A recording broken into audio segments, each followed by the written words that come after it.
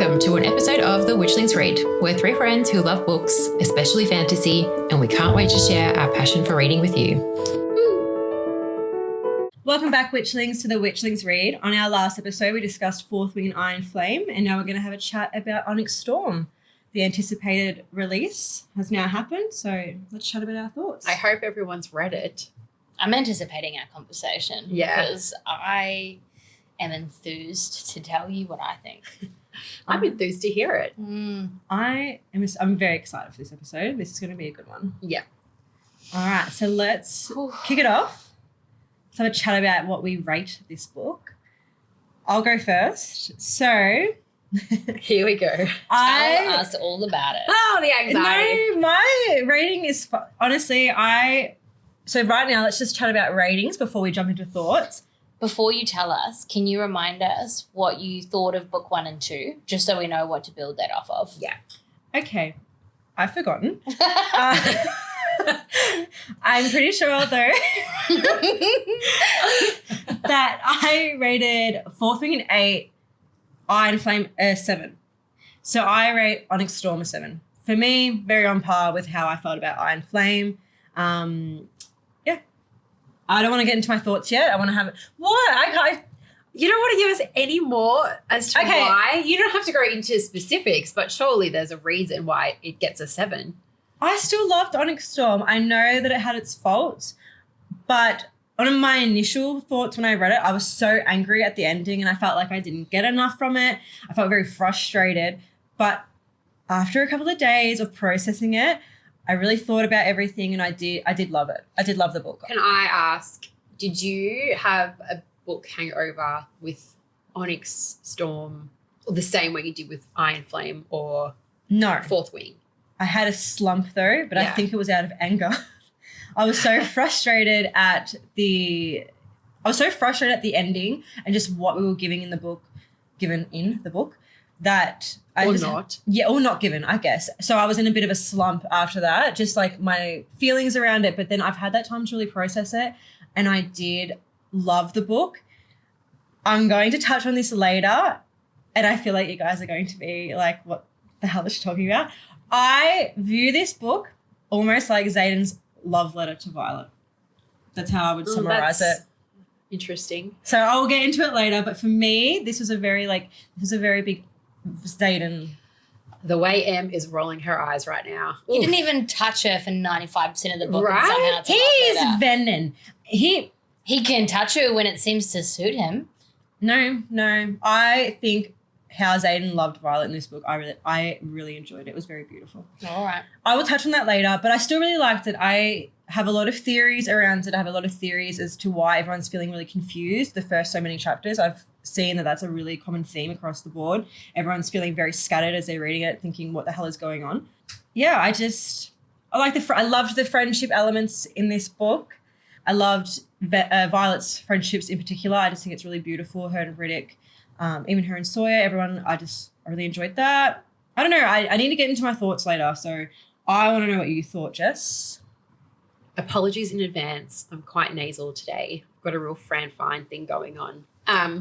So We love the nanny. We love the nanny. Okay. Recap of my ratings, which I do recall. Fourth Wing I gave a 7 and Iron Flame I gave a 6.8.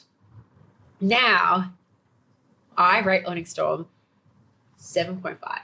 What the hell? Okay. Now, when I say 7.5, I think 90% of this was total and utter trash and a waste of time. But the last 10%, which specifically I would say the last 4 or 5 chapters of the books, were why it gets a higher rating, even though I think I got nothing from this, and I literally got nothing from this, which actually irritates the shit out of me. I still enjoyed reading it more than the other two. And I think perhaps that's partly because the relationship dynamics are a lot more established and there was more crumbs that we were given. Even though I don't want crumbs, I want answers. There was more. And I think going off of what we've seen in book 1 and book 2, I was able to put more together in book 3. So I felt very much like Sherlock Holmes, and I appreciated that a lot. It made me feel kind of intelligent, being like, oh, I can piece this together with this. So I'm doing it really for like my own ego purposes, the 7.5. But yeah, I give it 7.5. In saying that, I didn't enjoy most of it. I didn't see the point of a lot of it. I know we'll probably disagree on this, but I choose to believe that this book is like how I would see Order of the Phoenix. Like when we read Order of the Phoenix, there wasn't really a whole lot going on, but it set us up for the end. Mine and Zoe's faces are absolutely flabbergasted. I feel like I loved the Order of the Phoenix. It's probably my favourite Harry Potter book. oh my The whole gosh. time you were saying that, I was like, that's my favorite one. No, Order of the Phoenix gave us nothing, but it set us up very nicely for the final 2 books. And I feel like this book gave us nothing, but it will set us up nicely for the end. Assuming I believe that Rebecca Yarros knows what she's doing. I'm unconvinced that she's got an ending, despite what she says. That is Okay. a very interesting recap and rating. I feel like you really expressed yourself a lot better than I did. I'm kind of with you. Yeah. Not with the Order of the Phoenix thing. That's insane. But the rest of it, I think I'm with you. Yeah, like I didn't get a lot from this. I didn't get anything from this. And a lot of it I kind of got bored reading. But the crumbs that you got. Yeah, were- then I was yeah. there was a lot that I could see where I could see where it was leading, and then I was given more pieces of the puzzle, so I have the edges of my puzzle put together now. So now we've just got to fill it if it can be filled. So I don't know.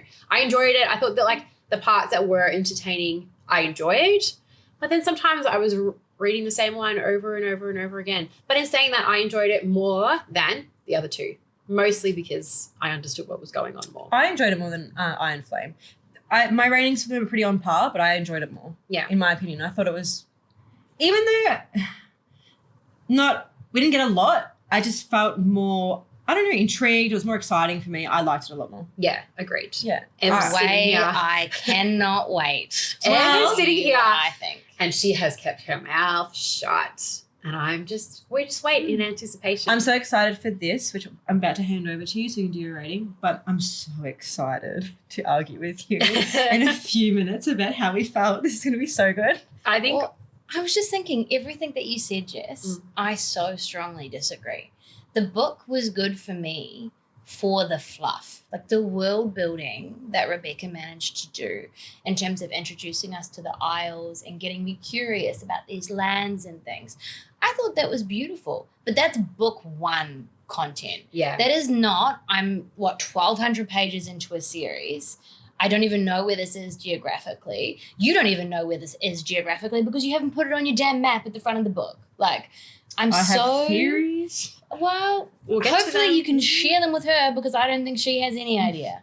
We've been DMing. No, Instagram. And actually, let me tone that down a little bit because I do think that Rebecca Yarros is a very good writer.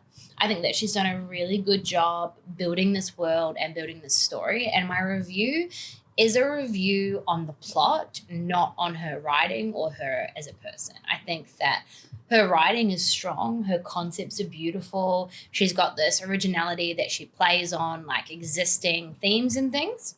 But I think she really dropped the ball on this book. So All right. my summary recap. Book 1, Fourth Wing, I rated 7.5. I really loved it. I was so excited to get into book 2. Read book 2, Iron Flame, rated that a 7 out of 10. Dropped the ball a little bit, mostly just because of the communication trope. I found a little bit repetitive.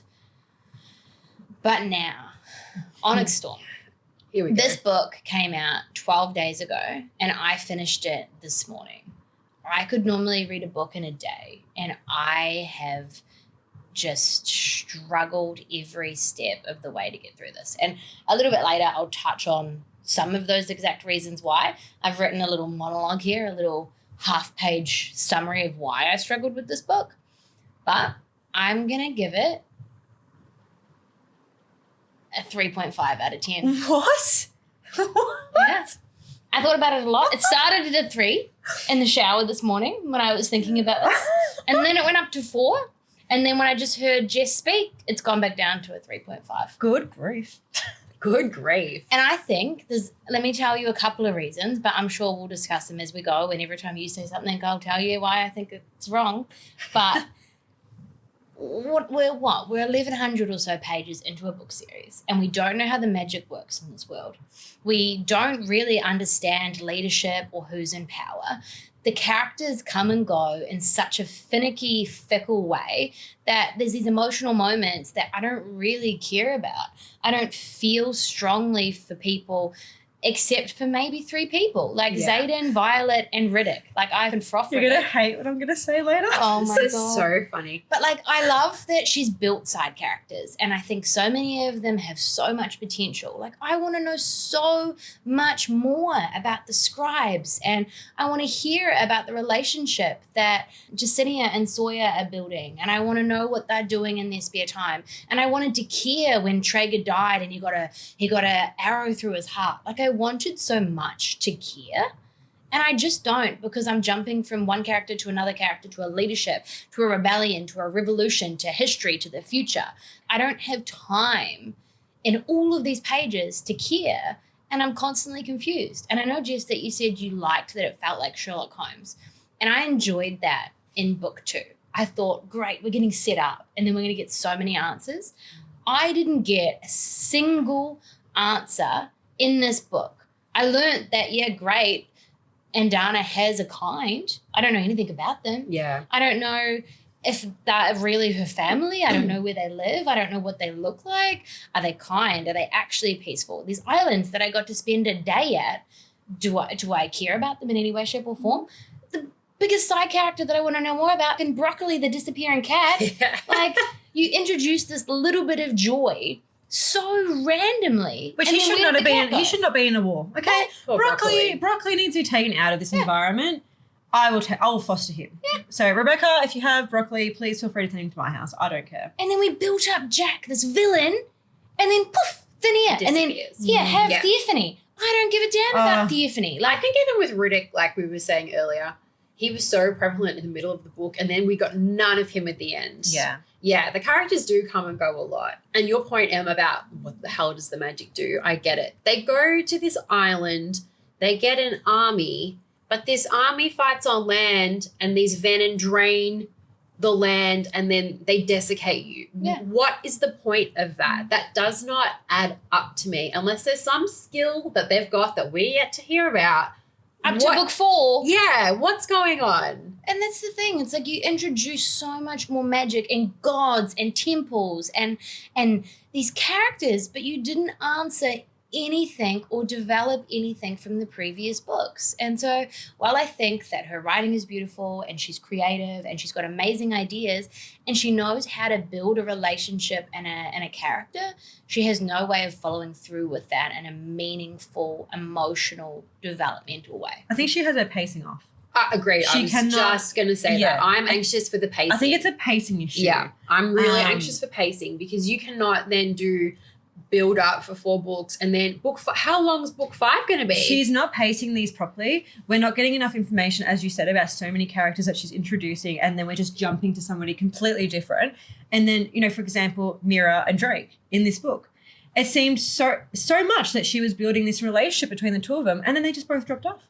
We didn't hear anything further. That was it. Yeah, and then Sloane plays such a part in book 2, and this book we get nothing. And then what we do get of her, we're left with more questions. Yeah. Can't you give it's us so something, please? obvious that Sloane is a prominent character here. She's going to be a prominent player in this series. She brings her in. Felt like 2 seconds. We get some crumbs. She's gone. So what is going on? I agree with you. And then she comes back in the final chapter, like, oh, look, here's a character I forgot about. Yeah. Got to bring her back. She does something incredibly important and leaves clues, more clues. Yes. And we have no answers. And then Hayden, was it Hayden the prince? Look, I've even forgotten. Holden. Look at that. Imagine What? that I've forgotten about It's a main Hayden. character's name, even though I just read the book Although yesterday. I absolutely love that he was carried around in a basket. That really, Oh my God, so that funny. made me giggle, because how unbecoming. So I agree with you to a point. I felt like you the day that I finished the book. The night I finished the book, I was messaging you guys straight away. I'm so angry. I'm furious. I am so infuriated by that ending. I got nothing. She gave me nothing. I've been left with more questions. And then I took my time and I processed it, and now I feel very different. So I'm very interested to see if you feel this way in a week or if you're just very frustrated right now. For me, I do feel like the pacing was very off, so I was a bit frustrated at the jumping from character to character. I was, being introduced to the Isle so quickly, and then I'm knowing nothing about it. I'm knowing nothing about Endana, even though I've waited 3 books to know something about Endana. There's so many theories that I have, and I know everyone else does about Endana. We got nothing, literally nothing. But I still really enjoyed it. I still actually really enjoyed the final chapters right up until the ending. Yeah, the ending. I also feel like her jumping around from point to point, like jumping from Quiz Squad. Yeah, or like, sometimes we're reading a chapter and she's saying she, he, or I hear a screech. She shouldn't be screaming that way. Who is she referring to? Okay. And I know she's doing these things. It's part of the plot. It's part of her game with us. That's fine. But it's making it really hard to follow along. Well, so if you guys don't mind me jumping in here with a theory. Well, can we just say, even though we have given spoilers in our reviews, if you don't want any spoilers, now's the time to stop listening. Yeah. But we would hope you've read and want to jump right in. I really feel like if you are a lover of the Fourth Wing series, you would have read Onyx Storm by now. Yeah, I feel that, if you loved Fourth Wing, you've already read Onyx Storm. It took me 13 days to read this book. Well, hopefully. Read faster. Yeah, and hopefully no one else is like that. So who's listening? But be better than me, everybody. If you don't, be better than Em in this instance. No one's better than Em. She's amazing. Ugh. If I can jump in here with a theory, I think, so everyone that I have spoken to that's read the book and everyone that I've seen online that's read the book has said that the first so many chapters, they felt scattered. Really misunderstanding what's going on. There's so many people that are getting mentioned, not mentioned, so much that Violet's doing that people are saying, I don't understand what this is. She's written it really strange. There's a theory, and I kind of believe it, that it's because we're reading it from Violet's point of view. She's obviously spoken to Imogen about erasing memories. Yeah. She's spoken to Imogen about removing memories. I think Imogen has removed some of Violet's memories, and why it feels so scattered is because we're reading it from Violet's point of view, and I think there's bits and pieces that are missing from Violet's mind.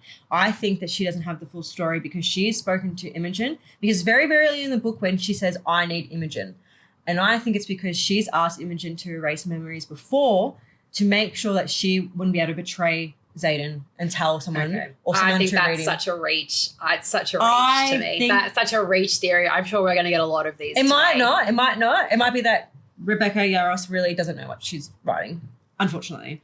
But I wouldn't be surprised if that's what it is. Because either way, I think that there's been instances where Imogen has erased Violet's memories that we don't know about. Because at very early in the book when she says that she needs Imogen, when it's to do with Xaden, I think that's what it was about. I think she's asked Imogen to do something specifically to erase her memories. And then at the end of the book, we all obviously know that she then tells Violet, I did what you asked me to do. Something has happened, I think, in between that where there's been memories that have been removed from Violet. Something, I think we are not being told something. I think that we'll definitely touch on this later on when we sort of touch on the last couple of chapters of the book. So I think Imogen, her saying what you asked me to do was purely for those lost 12 hours. I don't think it's a reflection of the whole book. You know me, I love to read the last page first. When I read the last page and I read... The way I'm shaking my head right now. Yeah, that's fine. It's like literally if an author started a book with the ending and then you had to unpack it all the way. That's exactly what I do. I just flip the time. Yeah, but the author chooses when that's relevant, well, not we you. are all agreeing Rebecca Yarros has no fucking idea what's going on. Who wants to do that? Who wants to read the end and then unpack it? Well, sometimes authors write books with Sherlock endings Holmes. at the beginning. This is not a mystery. Detectives. This is not a murder mystery. It is to me. I've made it one. Regardless, I read that at the end and I thought, okay, so there's something at the beginning of this book where I need to be mindful that maybe Imogen and Violet have a conversation, and I read nothing. And I just kept thinking the whole time, have I missed something? Do I need to go back and reread? Who knows? Having gone in that way and now reading the end, I think Imogen literally just blanked her out for those 12 hours and not the whole time, which is why I think that's a reach. I don't know. I really think she did. And while we're on that, side note, Imogen is cruel to Violet. I hate how Imogen treats Violet. I hate it. I think Imogen is traumatized. I'm not like. No, do you know why I don't like it? Because she's nice to Sawyer. I've noticed. There's some scenes with Imogen. She speaks to Sawyer. She's quite lovely. Sawyer who? Yeah, who's Sawyer again? Can you remind me? We forgot about him for a few chapters. Yeah. I literally didn't realize you were making a joke. And I was like, sorry. Did I just get the name wrong? No, Sawyer got on his dragon and then disappeared from the book. Yeah, well, probably because he was so shocked that Imogen was nice to him, because she's not nice to anybody else. Violet has put her neck on the line for these people time and time again. She's proven herself more than necessary that she's on their side and she is willing to do whatever it takes to save everyone else but herself, and Imogen still speaks to her like crap. I hate it. I absolutely hate the dynamic between the two of them, and if I was Violet, I'd punch her in the face. I don't really get that dynamic. I'm so mad. I do agree with what you're saying, that like Violet does put herself a lot on the line for the squad, for the mission, for the better of everybody. I don't think that it means that they have to be friends. And while I do agree that Imogen could be nicer, particularly as someone in their squad, I don't think she ever goes out of her way to be nasty or kind, or like unkind. I do think that Imogen got handed Violet as someone she had to look after, when she herself, her whole life, had been taught that the Sorrengail family were everything that was wrong with the world. And I understand that. I know that there's such a history of the way that she feels towards Violet. I think I just get frustrated because Violet is not her mother. And yes, she's not owed kindness, but I think she could be treated with more respect. I don't think she respects Violet. I don't like that dynamic between them. I think she respects Violet. I just think in Imogen times when she feels like it. Imogen is direct and blunt, and Imogen clearly only lets a handful of people in. Like I would say Quinn and Garrick, Xaden, because she has not to. Even Garrick. She's in love with Garrick. She's in love with him, exactly, and doesn't share that. So it doesn't seem out of character for me if she is standoffish with Violet. She trains her every single day I don't in care. the gym. I don't care. Imogen's pissing me off. I don't care. I hear you. Okay, I think Imogen's pink hair pisses me off. I think that I hate her haircut, and she chooses to keep doing it. Let's not be mean to her. Oh, I she don't can care. have whatever haircut she likes. She's mean to She Violet. can, but And I would have pink hair. I think it's because it No, just you makes me. wouldn't. I actually wanted to dye my hair pink at one stage, so I'm such a hypocrite. I think I just feel so sad for Violet. See, I think that it's okay for people not to get along. And I think we have a lot of experience in a university environment. And imagine that you're in your third year of university and you've just been given this little first year project that you have to look after and care for because someone else in your class is in love with her, and you've got your own shit to do and you don't like her and you've got your own history, and she goes out of her way to train her and look after her, and they all do, like Bodhi and That would never happen to me. I study online. Yeah, well, I just feel that the dynamic that Rebecca's built with Imogen and Violet seems realistic to me. I don't know. I don't know what it is. I think I agree with you. Not everyone has to like each other. I think my thing is I just feel like it's a respect thing. Yeah, she doesn't need to be that mean. And look, perhaps this is my own trauma. They're not projecting. Perhaps I'm projecting because I was bullied. But I just get really angry every time I see a mean comment. I'm like, you know what, Imogen, you're a cow. I'm not allowed to swear. And I don't need her to be softer. I want Imogen to still be that. I like Imogen's actual character. I like her personality. I just think that I don't like the dynamic between her and Violet because, as well, it's so obvious to me that I feel like she only cares about Xaden. Like that's fine though. When Riddoc talks later on to Violet about no one having Violet's back, no one with Violet's best interest is on Quest Squad. Yeah, no one with Violet's best interest at heart is involved in the Quest Squad. It's only everyone that has Xaden's best interest at heart. And that, I think, is what saddens me when I see the mean comments between the two, is that while they've, gone through so much together and Violet has done so much for this squad, they still put Xaden first and don't respect her in the same manner. But rightfully so. Xaden has a scar for every single one of them on his back. He was 17 years old and he had to bear the responsibility for their lives, for their actions, for their futures. Like, they owe him Of respect. course. They don't owe her anything. But she is not her mother. And But do you think Violet's done enough to prove that she's worthy of respect? No. I think she has. I think Violet's done a lot, but I still don't think that means she gets what she does. I think Imogen does. I still think Imogen does. I don't think Imogen has such beef with Violet in the way that you are picturing. I think it's just sad that Violet. I think it's sad that Violet is punished so much because of her mother. See, I read this, and I do agree with you. There was quite a few times that I was like, God, Imogen, can't you just let it up a bit? But I do think that even though you say Violet's not her mother's daughter and she needs to be treated differently, et cetera, I think this pulls into that full thing about privilege because she is her mother's daughter. She has so many pathways and connections, and you can't just say it's okay to have it one way and not the other. She dated the prince. She has this relationship where she can write letters with the king. She is able to talk to her professors on a first name basis. She is her mother's daughter in the good times and the bad for what that means. And if that means that people with a rebellion mark hold a tension against you until you can earn their respect, that is the reality of it, because it also means that you got to go to balls with every person in political power and all of those things. Yeah, but I don't think that has anything to do with her character of who she is in the college with them and what they're going through together. I don't think that should come into the dynamic, because from when I'm reading it, all of them have sort of come from a place of pure privilege. Even though the kids with the relics have obviously suffered, like Xaden is the Duke of Tyrrendal. Yeah, so they've all come from some sort of place of privilege where they've all got wealth or status or something like that. They haven't all come from privilege. They're children of war. Yeah. And Violet grew up on the winning side. This is a story of colonial history. And just because Xaden and Liam and Violet and Atos had a good time, it doesn't mean anyone else did. Yeah. Yeah.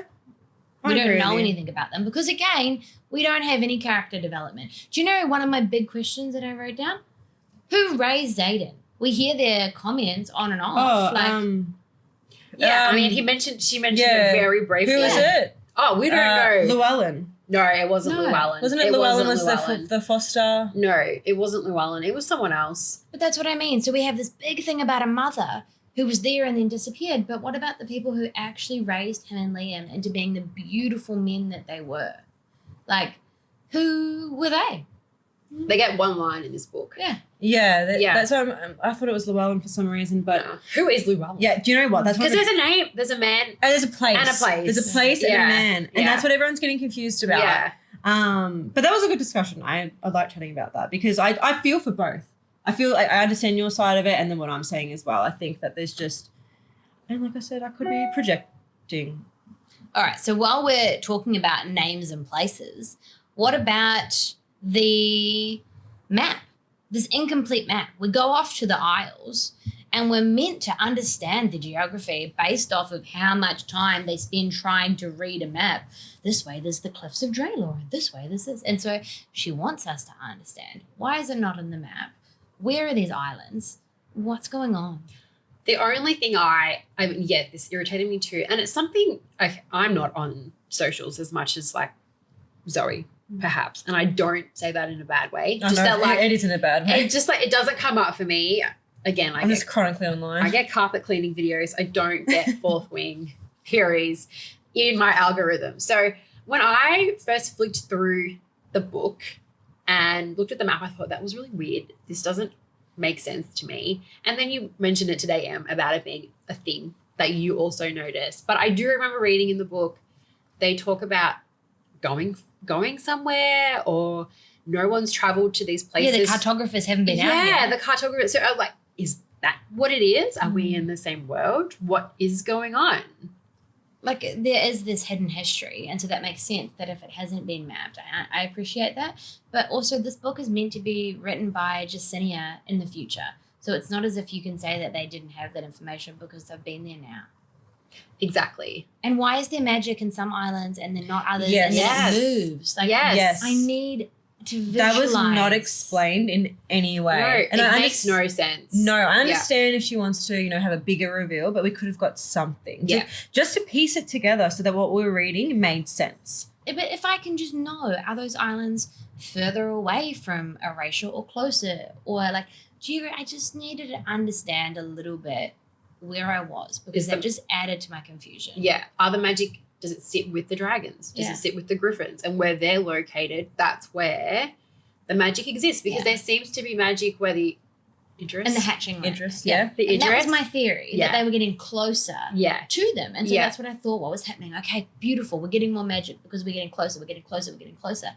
And then we just left. Yeah. And then Yeah. also, I think we touched on this earlier before, but that's the case, right? Is the magic, does it lie with the dragon itself as opposed to the location? Then you look at like Violet and her capacity to communicate with Tarn and Andana when they're on these islands where there apparently is no magic and everyone else has lost their communication channels, but they're still able to communicate. Does that then talk to us about the fact that maybe it is an Andana skill? It is that magic channels with the dragon The or the Idris. griffin or Yeah. Or I think it could also be this magic of June that Violet's interconnected with. Yeah. Her magic doesn't solely stem from the dragons. And they spoke about that. There was this comment when she was traveling through those islands, and I took it personally, where they said, like, You took it personally. I did. I felt like it was an attack against my intelligence. You said that this book made you feel intelligent. This Yeah. book made me feel stupid. Okay.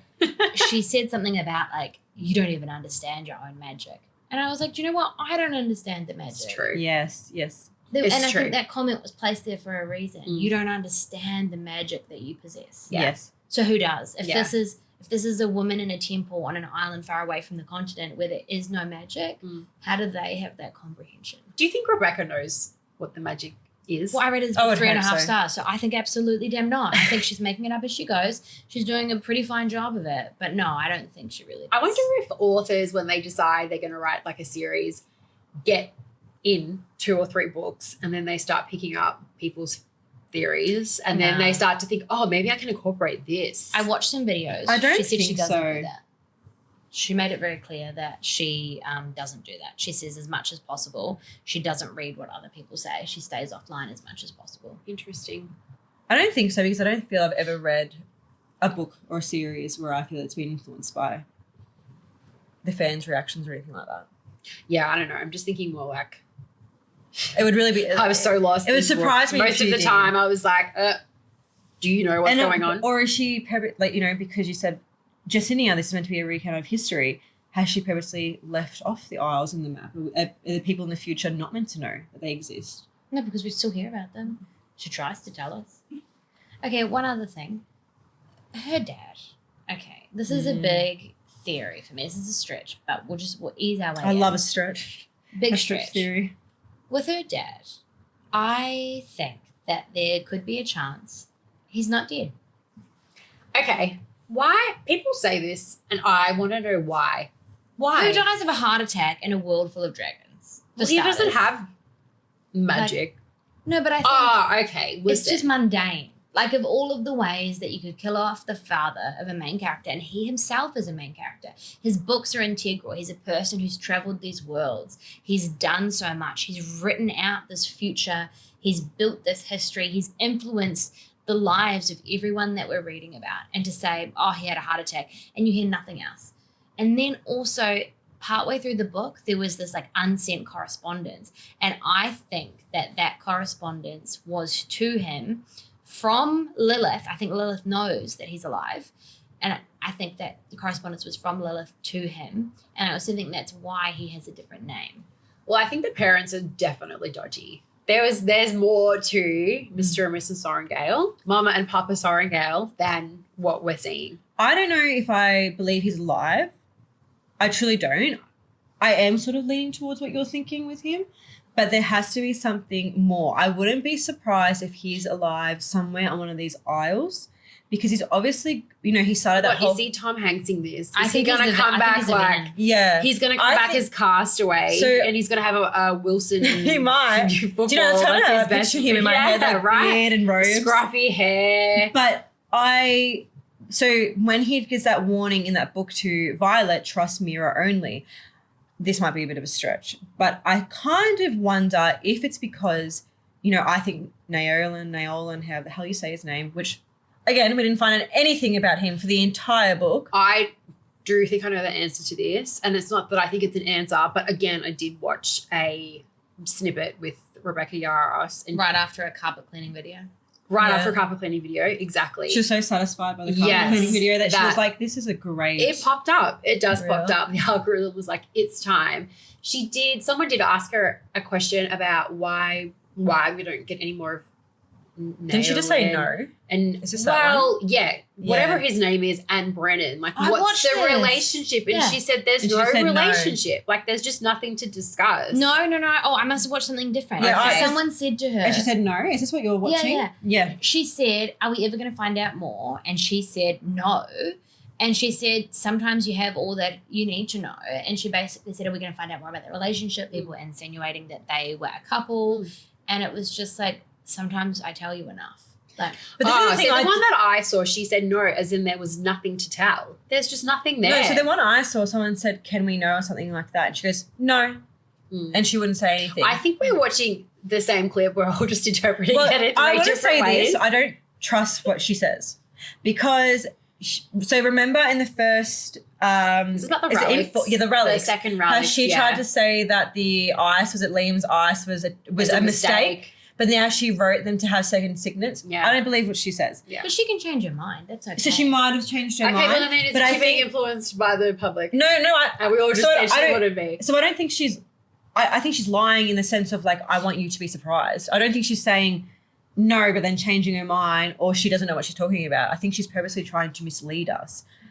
So I wouldn't be surprised that if she's saying that is to mislead us with Naolan. But I think I'm saying his name so wrong. Naolan. In the audiobook, it's Naolan. Naolan. Well, we know she can't pronounce these Naolan.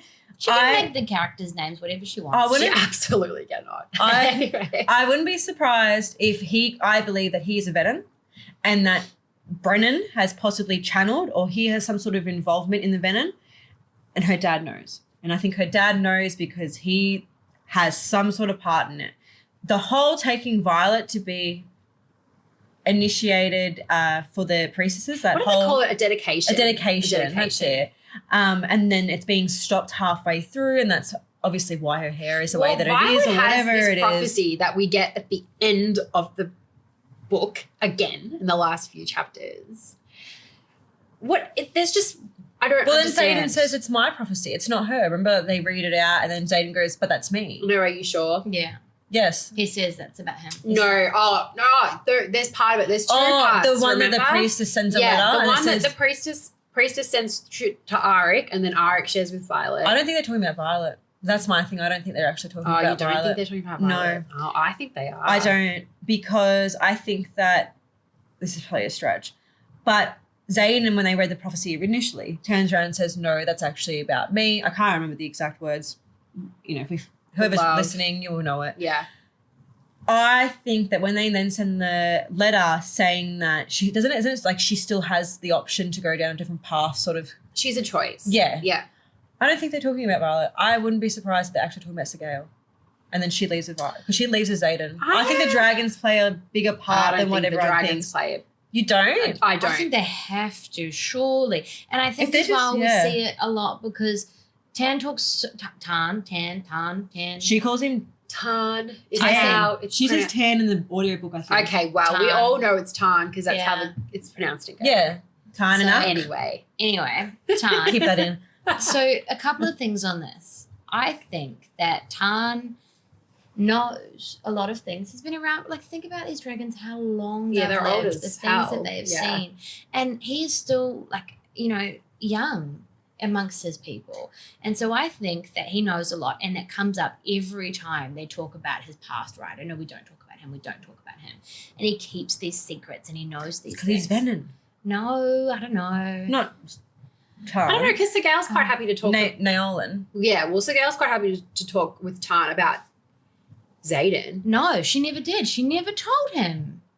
She keeps Xaden's secrets to herself. She tells Tan. Tan knows About Xaden what? being Venom. He didn't know about his mind reading ability, his Oh no, it's true. Yeah, she about kept his that from- intrinsic. That's what I mean, that I wouldn't be surprised because Xaden says no, that prophecy is actually about me. That if the she that they're referring to is actually Sigale, because then Sigale and Xaden have obviously now disappeared. They've gone. Sigale chooses Xaden. Like, Sagael's made it to town, but I feel that she chooses Xaden often. And I think in this instance that she has, he's obviously turned venom to free her and save her, and they've left. And we don't know what's going on there. I wouldn't be surprised if the she that they're referring to is Sagael, and Sagael is the one that still has the choice to make. I can understand that in a sense, but also Sagael didn't have much of a choice. Like, we know that a rider without their dragon dies within what they said in the book, about 12 hours. So to not go with Xaden is to kill everyone. It is to kill her bonded dragon and to kill Violet and to kill Xaden anyway. And so even though she had somewhat of a choice, as in, do I fly him somewhere, she didn't actually have any choice, because to not go with him was to die. And just to note this, I love Sagael. Yeah, I do really love her. Yeah, I mean, whatever. But Okay. She's fine. I prefer Andana. I love her. Oh, Andana, for me, this book was my favorite character. She was so sweet, and I felt so destroyed for her when she finally comes across her kind, yeah. and she's on that beach, and she expresses her story with such pride and joy, and she has this idea that they're going to embrace her and love her and take her in and show her the ways and help her, because she thinks that that's just what they'll do. And they rebuff her in such a harsh way. And my little cold heart broke for her. Again, I might be projecting, but I just thought, that poor darling girl, how devastating to finally come across your kind and then to be told, no, you're too much like the people you left me with. You've been influenced That by people. was really devastating. Yeah, so hard. I actually want to talk more about emotional moments in the book, because we kind of touched a little bit on it earlier, just, that you weren't really feeling like, Traeger with his death when he's shot. You don't really feel that connection to him. And is it Silas? God, how did he die? I can't even remember. Well, he's the Griffin. That's the Griffin. Yeah, for they Traeger. die once they Well, I'll just intertwined. make a note, because there's so many names that I don't give a shit. Yeah. And one death that did upset me was Quinn's. Even though Imogen does frustrate me, I did find Quinn's death very sad. I don't know why. That was the only time in this book I cried. I cried. You cried. I cried. It was What? just really, do you know what made me cry? What line it was when she said, we made it a good one, didn't we? Yeah. And I was like, oh my God, that's Okay, so it was sad. sweet, but whatever. I was so confused. I was I wasn't sobbing, but I was crying and I was confused. I I think cried. it's because you've been up all night reading this book. That's why. No, I went to bed at a reasonable Yeah. time. And a lot of people, everyone I spoke to cried over it. Yeah. What? Yeah. Are you crying now? Yeah. So I'm getting teary thinking about it. I was so confused. I was reading it and I was Very like, emotional. why do I care about Quinn? Why do you care about Quinn? I don't know. I cry a lot. Every time, and this is probably a reference that you both won't understand because I'm substantially older than you. That's Every- 6 years. Every 6 years. time I read Quinn, I just thought of the show Daria and the sister Yeah. Quinn. That's all I thought of the whole It time. means nothing to me. but- Quinn. Well, I was very, very emotional about her death. Traeger, I didn't really care.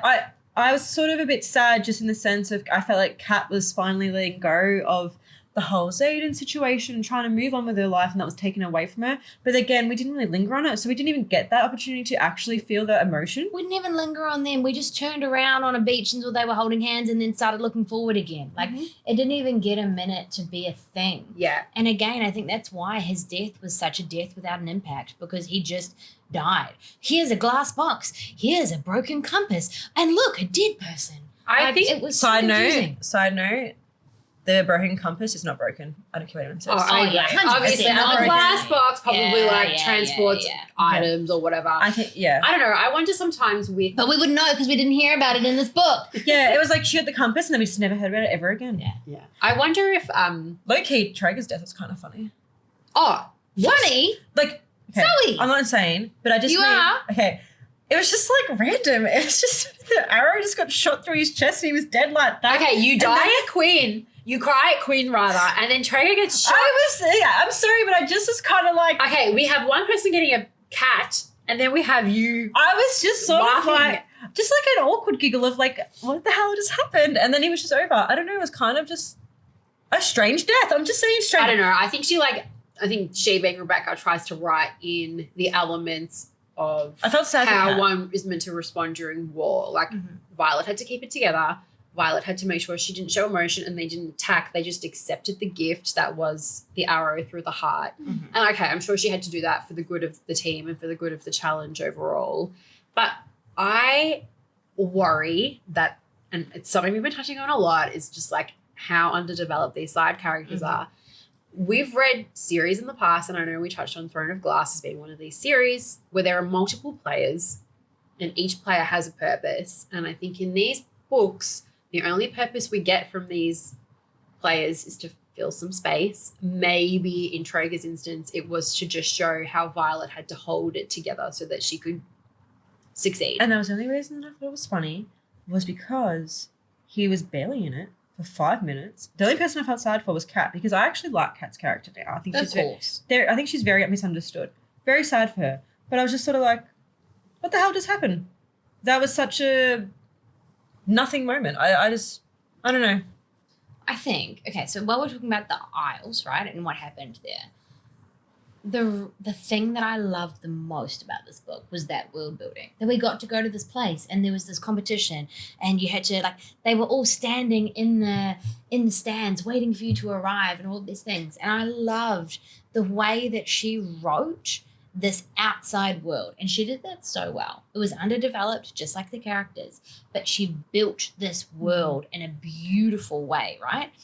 But those things were big moments. Kat finding love, and then what I really want to touch on now is they go to the Island of Knowledge, and Xaden's mother is there, and it's like that is huge in so many different layers. That is such a big moment. Xaden has this trauma, this backstory, this responsibility.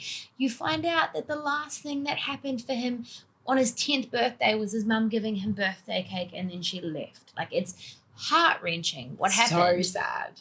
But none of it is about that. None of it is about family. It's a test. It's knowledge. It was like, it felt Well, I mean, to he me- ends up getting poisoned, or attempted to get poisoned. It's devastating. Pretty sad. I think it was so sad, him reuniting with his mother, for her to be the way that she is, for him to be treated the way he was. Oh, the part that upset me the most was that they decided to send his two brothers away. Yeah.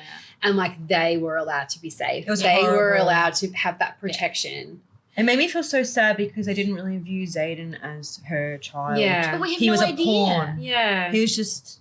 No, but we have no idea because we didn't hear from her. We didn't get to know what she thought. The only time that we got to sit in that emotion was when Xaden and Violet were sitting on the floor and Xaden was hurting and he tried to bury it through like a kiss and doing something romantic. There wasn't He couldn't. there wasn't a lot of emotional depth in this book. We There was didn't no get reflection. No, I do agree with that.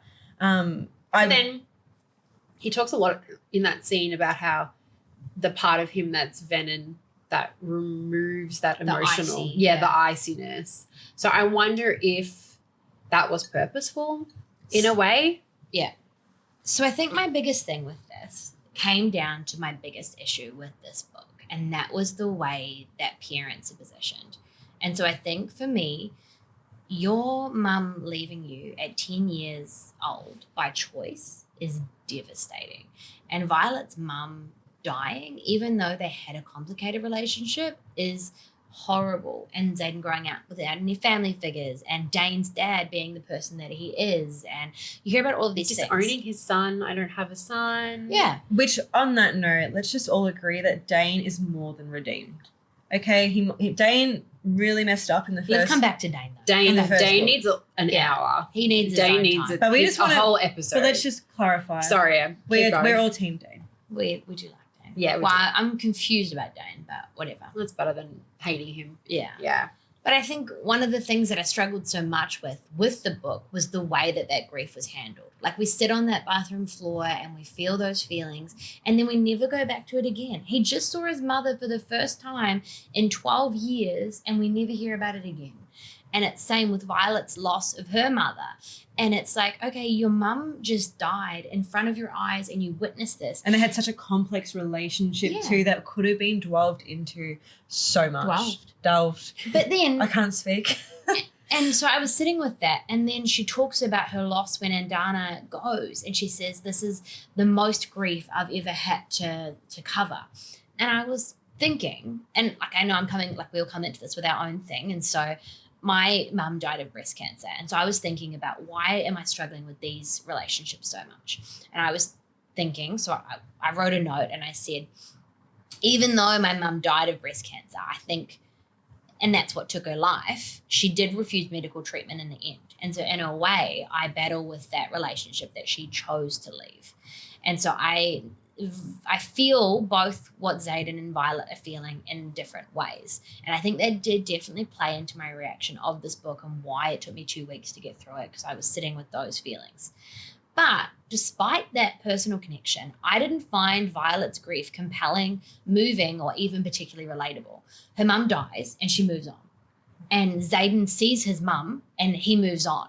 And it only ever resurfaces when it's convenient for the plot. Like, Violet throws it in Xaden's face. I'd give anything for 10 more minutes with my mother. But it's like, it was a comment to have him have that conversation and attend that dinner. And that should have wrecked me. It should have been like, oh my God, I would give anything for 10 more minutes with my mother, and poor Violet. But you don't feel those things. Like, her grief and Xaden's grief didn't feel real or consistent. And I think Xaden is almost more in line with a feeling of depression, where he can't allow himself to feel anything. And I do think that comes in a little bit more with Mira's grief. Like, I think Mira's grief is more believable. She's actually searching for answers. She goes and finds her grandmother. She is different. She is absent. She is a different person because of that loss. But again, I felt like it was more of a plot device than an authentic journey. And I think, again, with her grandmother, it'll be in here. It's to fuel an argument. It might come into this thing that we know about grandmother. Yeah. Or will we even get any more of the grandmother? Yeah. Was it just convenient for that moment? She's not good at writing grief or emotions at the forefront of the characters, it seems. Yeah. She can do it with the side characters. You know, we've got a bit of Mira's not feeling herself, but she can't delve into that emotional side of the characters unless, as you said, it's going to increase the plot. Yeah. Or I need them to have some sort of moment here, so I'll just chuck that line. But that in means there. to me, then that's just because it's sloppy. I completely agree with you. I felt the same way, because one of my favorite things in a book, I love connecting to the emotions. Mm-hmm. I want to feel that death, that grief. I want to feel wrecked by what you've just done. Mm-hmm. She just skims over it.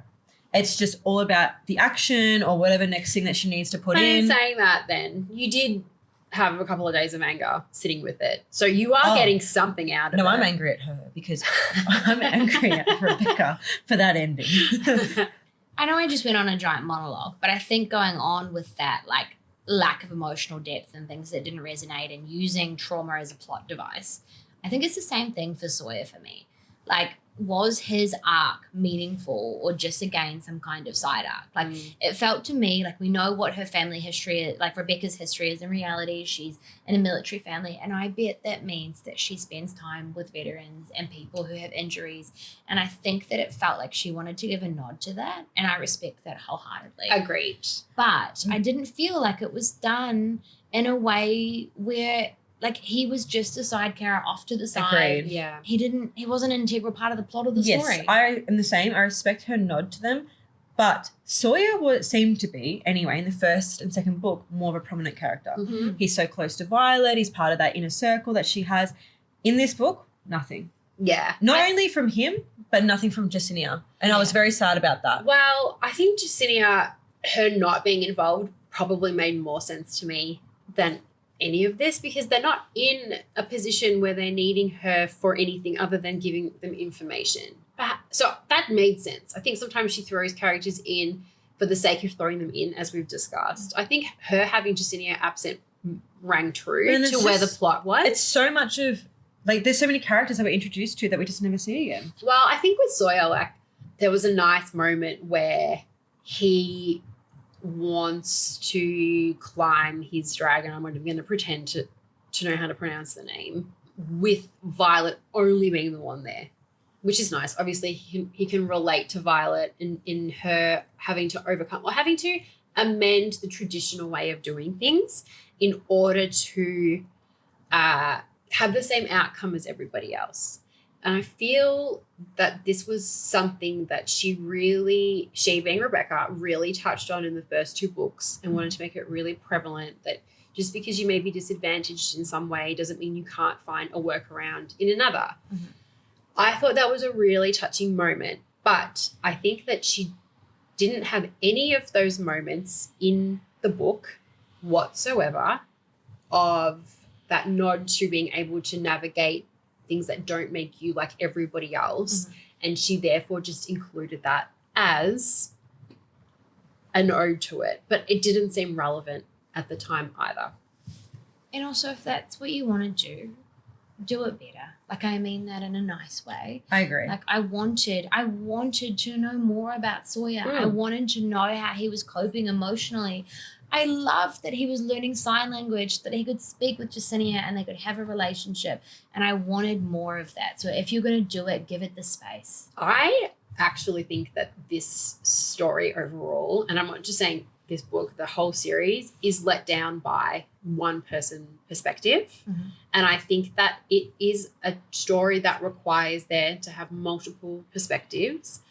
It should not be all Violet and then we get 3 chapters at the end of the book where we get a different perspective and we get answers. Mm-hmm. I think that because there are so many characters that it would benefit from Riddoc having a chapter, Sawyer having a chapter, Rhiannon having a chapter. Oh, I don't know, because I wasn't that big of a fan of Rhiannon's chapter. I was sort of like, what the hell am I reading this for? It confused. It was so- Rhiannon's chapter was totally It was so redundant. It was pointless. not important. But I think that she could move a lot of the story along and we could have a lot more answers to questions if we got more perspective. I mean, we're complaining about not seeing enough of Sawyer. I don't know how she could incorporate Sawyer's storyline into it any better unless we got something that is from his point of view. My thing is, I don't mind there being one person point of view, but just do it better. I don't think that she's just done it in a very good way. We're all award-winning writers, so we're just telling Rebecca to do her job better. But while we're on the topic, Wait, before we move on. I did just want to say, if we're talking about why Sawyer and Jacinia's points aren't in here too much, it could be a good thing to say that Jacinia is, in theory, the person writing this. Yes. And so it does make sense that she and the person who she loves most are not super present, and therefore she is shielding some of his emotions, and we know that he's battling shame and grief and loss and this life that he thought he could have lived for this new life that he's adapting to. And he struggles with that emotional journey, and so it could just be that Jacinia isn't including that in theory. Jacinia is nothing like me, because if I was writing it, you would have so much information about me that was like not necessary. I would be in this story. I wouldn't even be on the Isles, but I'd still be in this story. I'll tell you that right now. We are so different, Jacinia. But what I wanted to say next is, while we're talking about, you know, Sawyer sort of being a side character that's sort of been forgotten, let's talk about Riddoc. Because Riddoc carried this book. Riddoc for life. We love Riddoc. Yeah. Riddoc carried this book. He was... Not only was he hilarious, which he always is, I love that in his comedy just breaks everything up, but I loved the moment that I know you're going to refer to as soon as you speak next, the moment when he asked him to take him seriously. I was like, hell yeah, because I don't know how to say this, but I sometimes feel that way, that people sometimes view me in that sense, because I can act hyperactive and sarcastic and I make jokes and I do all that sort of thing, that sometimes I think that people don't actually take me seriously, and that I have a brain, I'm actually intelligent and I am good at things, because they think that I'm just taking everything as a joke, but I'm not. So when I read that, I was like, hell yes. Yeah. I loved that. It was a very important moment, I think. I thought that it was funny that he matched a dragon that had the exact same sense of humor as him. I love that. It was so with sweet. The flea powder. Yeah. And like, I really, really loved that we got to see that little... Yeah. That relationship dynamic. People say that him meeting his dragon was like, you know, Step Brothers. Oh, when the Step Brothers start to get along for the first time. It's funny, even when we get to the first island or the first location where the magic disorients their capacity to communicate with each other, and like Atrium is yelling at him and Riddick's like, I can't understand you. Like, I thought that was so cute. I reckon it's so funny, because I would love a whole chapter on them two talking to each other, because I want to know what they talk about. The games that they play, the fun that they have. But while we're talking about Riddoc, one of the things that annoyed me, Zoe, page 173, for anyone who wants to go back and read it or follow along with what I'm about to say. Absolutely, when he said, like, what did he say? Where is it? It really pisses me off when you guys act like my sense of humor somehow lessens my ability to show up for our squad. And it was so beautiful that he could put that line in the ground and say, listen to me. And he says, like, I need to go. But in that very same point, he completely dries out an orange in his hand, and he shows how much he's increased his ability to use his signet. For what end? Yes. For what end? Well, did he freeze a wyvern? We saw him at the end of the book. Yeah. Literally freeze a wyvern. That's amazing. But like, okay, cool. Oh, well, I like Are we killing? I mean, no, I thought it was great. I was like, am I turned on? Are we killing venom this way? Like, we're seeing these people use these powers to kill dragons. Big deal. There's no I explanation. know it's a wyvern, not a dragon. No, but we're not killing the actual creator. And we're also not really getting an explanation, because I thought it was so hard to kill them, and now suddenly we're all killing them. Yeah. I was like, so... We saw 12 of them take down, 250,000 people or something. When I read that, I was like... So and then suddenly there's 80 and everyone's fine. I need more explanation. Yeah, there's not enough. the math ain't mathin'. But Theophany, our favourite villain. Mm. While we're talking about families and relationships and things, right? This villain, where did she come from? What did we say in the first one? Where did she come from? Where did she go? I was so waiting for you to do that. I know. I'm so excited. Is this going to be just in every episode? We're like incorporated in there. No, but really, At some point, we're going to make sure that happens. Yeah. where did she come from and where did she go? Did she die? Like, do we really think she's dead? We didn't hear about the wyverns falling from the skies. Like, we didn't get that closure. But while we're talking about family... Yeah, that's so true, actually, because when she... I think I know what you're going to say. Do you think she's related to Violet? No, I don't think she's related to Violet. I do. Oh, do you? I want to hear Em's theory, and then I'll go into it. I don't not think that she's related. I think she's too old for starters. Don't we hear somewhere along She's the way like that she's 400 years old? old. So, no, but I do think that the reason why she is curious about her and somewhat helping her and not harming her, she lets her get away 100 times when she could kill her. She goes where they find the ring. She does, she's always there. I think that she is trying to bring Violet to her dad, and I don't think her dad is dead. Okay. I think he's dead. No, I totally can see that theory. As I said earlier, I'm a little bit in between. I think that that's possible. I'm not 100% sold on it, but I wouldn't be surprised if that was what was happening. If her father is alive, that's why she's not being harmed, and then she's being asked to bring the Violet to him. But then I know she's like 400 years old or whatever she is. I don't know. I just feel like there's some sort of ancestry I think there's a deeper connection with her and Violet. Well, there's the silver hair, the signet like her mum, the dedication to June. They have a similar life trajectory. Well, it's the dedication to June that, to me, that I think is why they're connected. Obviously, there's something more there. We wouldn't know. But there's obviously something more there. Side note, I think we're going to get gods in the next one. I think June and Malik are going to be in it. I really do. In some sort of form. But I think that's why the June thing has something to do with her dad, because we know that it was her dad that took her to that temple, right? It wasn't the mother because the mother wasn't there. The others weren't there because they were with the grandmother. And that's why the grandma also, that's why the dialogue with the grandma stopped as well. Yeah. So I think that there's some kind of more connection between Violet's parents, both Lilith and her dad, with Theophany. And I think that Theophany isn't a villain. I think that we're made to be curious about her. I don't think that we're made to hate her. I think that she doesn't do any harm. She's shown many times that she could, and she chooses not to. There's something going on there. My only slight rebuttal, aside from the fact that I said I don't believe Violet's dad is alive, my rebuttal to that is we know Lilith is the antithesis of Theophany. Yeah. They both have the same signet. They're both each other's match. Which was I actually did like that reveal in the book. That was something I liked. Yeah. So there's a connection there. They're fighting against each other. Obviously, Theophany's got a lot more power because it's mentioned that Lilith could never form a tornado, and we know that that's what Theophany did twice. So I'm just curious then as to how does that link in? Oh, it's just something else we don't know. It's just another thing. Like if we go to that theory that there's the connection between all of them, and maybe she's not such a villain that we make her out to be. And then we've had this Theophany explaining to us that there's been battles in the past. Are we referring to the book for a particular? Yeah, I'm just trying to find, sorry, just saw me pick up the book. But there was a section in the book where it spoke about Theophany. Would it be where the She talks about draining a village, but one house, and she's described it still having black hair. She looked just the way she Go did. to... No, I don't reckon it'd be chapter 59. Is it that far in? Chapter 59? So I can't find in the book whereabouts exactly it said it, but in one of those little excerpts at the beginning, it spoke about a whole village that was drained except for one house and the people who lived within it. And I wondered, what do we think that means for the Venom? So we know that the only times that Xaden has ever turned to take that power, to take that magic, is when he's protecting either Sigale or Violet or the people that he loves.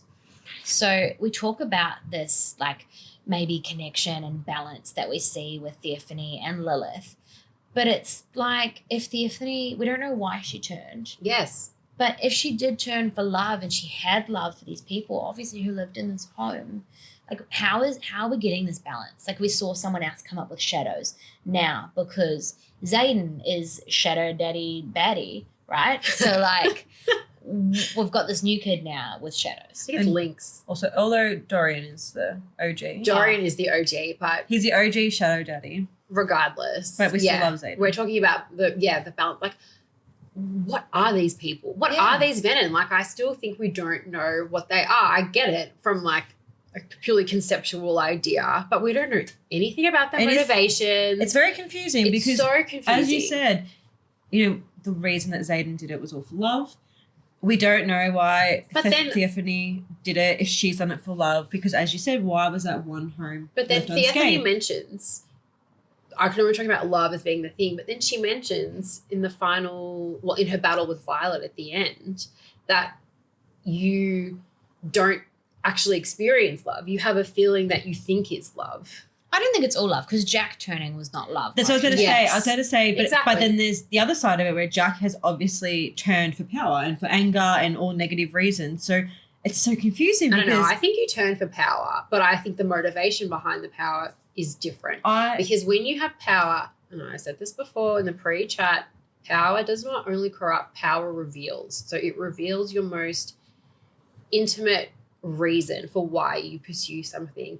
Perhaps for Xaden, it was like, I will channel this power because I want to protect the ones that I love. And perhaps for someone like Jack Barlow, I'm going to channel this because I want ultimate control. I would say for Panchek, another character that just pops up out of friggin' nowhere, it's the ultimate power of wanting to be the best. Yes. I still don't understand what is the motivation of the Venom. Like, in my world, they can just drain. If they wanted control, you'd just walk everywhere, drain the earth, desiccate everybody, take over. What is your motivation? we don't have any idea of the end goal. I We've been given absolutely no crumbs, no hints, nothing to what the end goal of the Venom is. we know what they look like. Other than they have some kind of cohesive strategy, but again, like we're touching on the fact that you take this power because of an extreme emotion, whatever that is, right? Whether it's a need for control or love or protection or hate or whatever it is,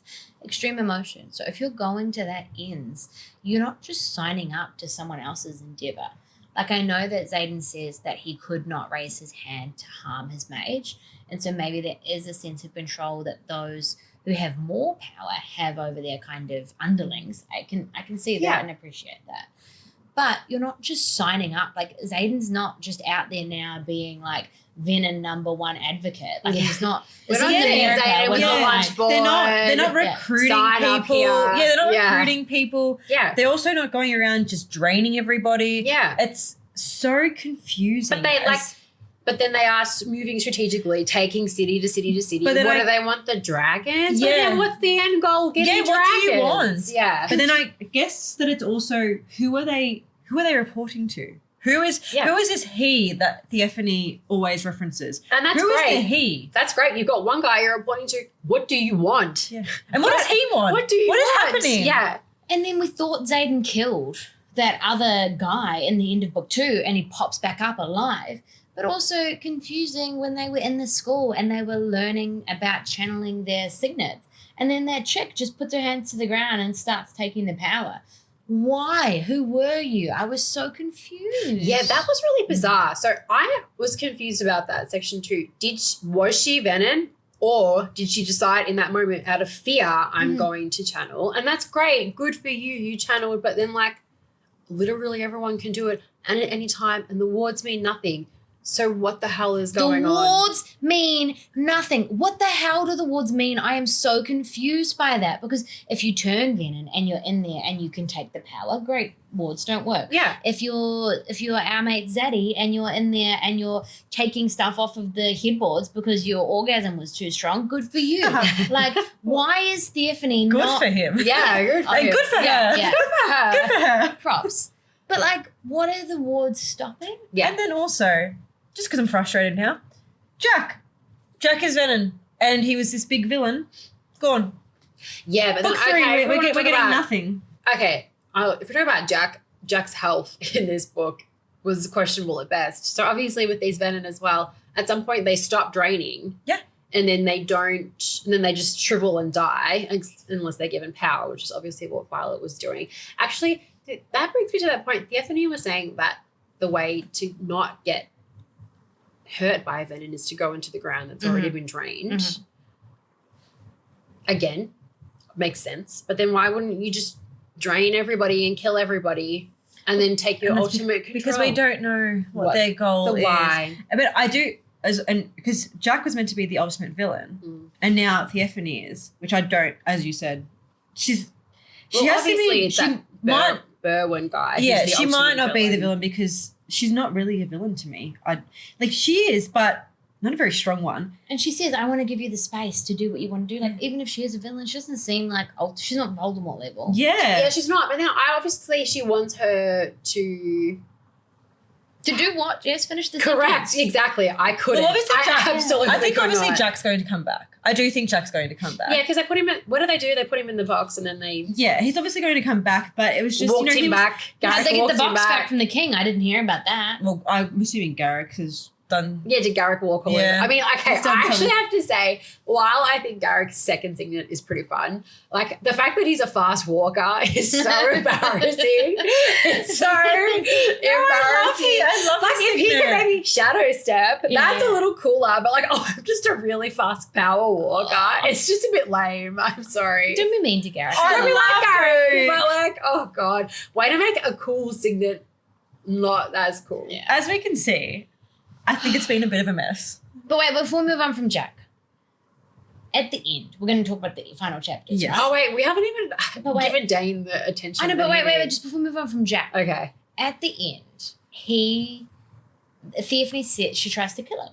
He knows too much, right? He has some knowledge that they want to cover up. And they say he's a chatty Cathy. They say he's happy to chat. Oh, he Not loves that he it. knows that he's chatting because his memory gets wiped by Alma Imogen. Correct. He loves a yap. But what I was thinking was there was quite a few times throughout this book that the Venom knew things that probably they shouldn't.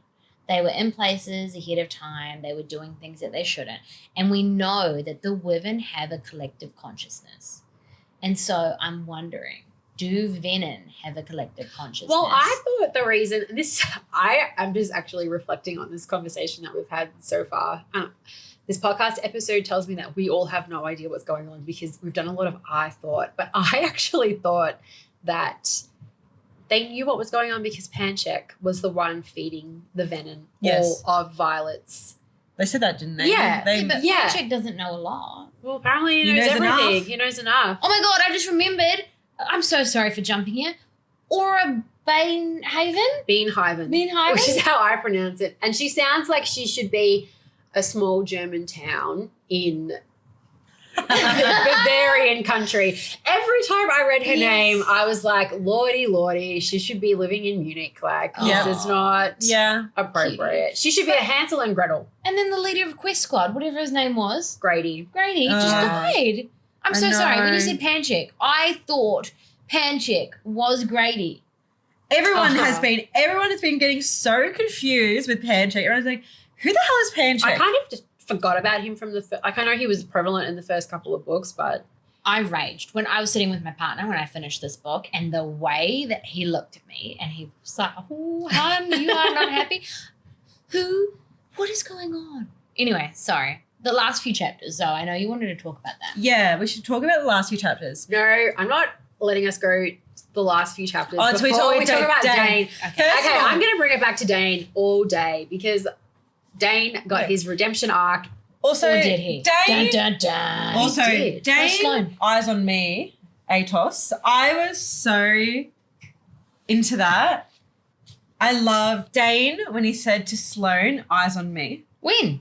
When he's, When she was trying to channel and she Yeah. was too scared to channel when they There's were a- saving Mira. yeah. And he's like, Eyes on Me. And she goes, I'm going to hurt you. And he goes, I know. And I was like, what? I know. Okay. There's something and Also, that's a story I'd like to see. I can't remember what scene it was exactly. No, I have it right here. When they're fighting. Oh, we've got the book. We've got the book you know right that scene where Kat and Sloane are arguing with other cadets?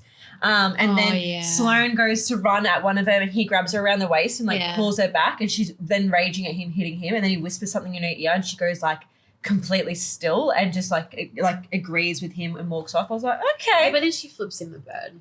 fair enough. No. Yeah. No, she glares at him. Oh, She she glares glares. at him. There But I is was like- nothing going on between the two of them. Oh. You are so wrong. What? I'm sorry. Are you No, insane? I read that completely differently. I'm I telling think- you now that they are, if Yeah. not already banging, Because then- they're going to. Then Violet mentions after that particular scene, Violet mentions the way that she looks at him. It's like she either wants to kill him or No. sleep with him. No. Page 479. Let me draw your attention to a previously noted book. I know what you're going to say, but I've read this completely different to what she has. We both have. I read it. So Sloane comes in, right? So set the scene. They are Mira's bleeding out. Mira's dead, right? So Yeah. they're bleeding out. And Dane's here. And they're together. Sloane and Dane are together. And they say, what are you doing? And he says, following her ass. Dane replies, da-da-da-da-da, right? Sloane. He aims the last part in Sloane's direction, right? And then we jump over here. Sloane wraps her fingers around Dane's wrist. Her eyes flare and she swallows. Someone like you shouldn't have this much power. And I read that as in hatred. Like someone like you shouldn't Oh. have that much No, power. I think- didn't. I thought it was shock. I think Sloane is battling her affection for Dane with the knowledge that he was the one that It's enemies to gave- lovers. It's going to be. that he was the one that gave the location away Yeah. through his signet for Athabine, which ended up getting Liam killed. Because it seems to me reading this that Dane has an eye out for her and he's looking after her in a lot of ways. And I agree with you. I think she has anger there, but I do think that she ultimately has it's going to be. she's It's going to be conflicting. a Her classic emotions. enemies to lovers. They are Xaden and Violet 2.0. Because then I also, if you note here, she says to him, like, I'm going to hurt you. And it seems to me that that's not what Yeah. she wants to I do. read that as shock when she's like someone.